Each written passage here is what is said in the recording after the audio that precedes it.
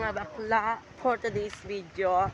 Galing nga kami sa kantin. Binibre ko silang tatlo. Malibang kay Celine dahil may pera naman siya. Nag-decide na siya na lang yung bibili sa kanya.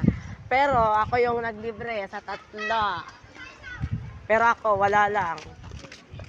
Mamaya na ako kakain dito. Busog pa ako. Malibre sa ako buwas. Salamat. Joke lang.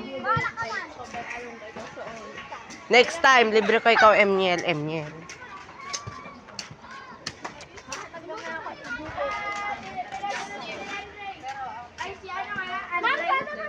Wow, ang ganda.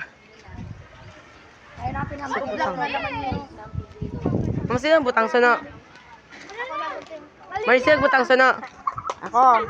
Si Ayn, guys. Ang ganda ng garden niya. Huwag mag-iinarte ha. Ma'am, din mo niya ibubutang. Markio.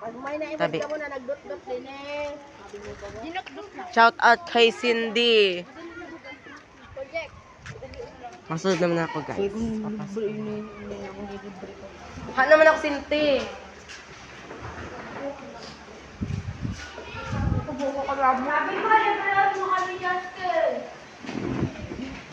Uy, wala na ako. Ano sabihin mo, ha? Libre mo na yan sa ako. Ay, naka magbayad. Ako na magbayad. Ano ka, ha? Si Justin, binoto ko nila ako sila. Hindi ko makakalabuan dito. Baka na nga niya, natin lang. Ay, salamat! Ay, mabayad na ko na ako tataon. Ako President, ako. Oh, binuto ko ikaw ba na ibang sabagahan?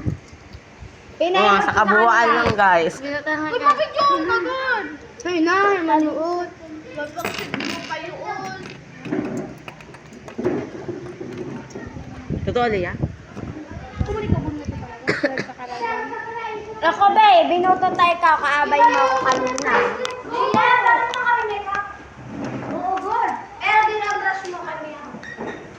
Ano yung makatum na katigid 8? Wala.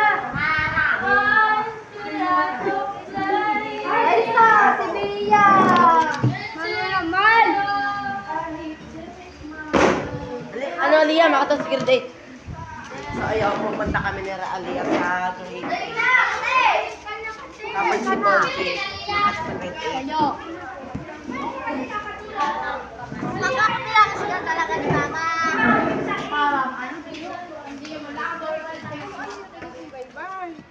So yun, guys, si Ma'am Norma.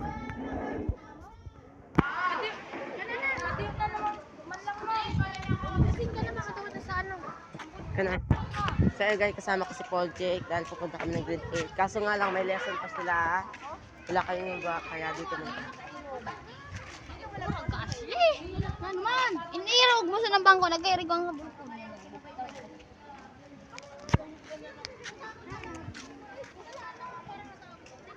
So ayun, ayaw sumama. Dito lang muna tayo.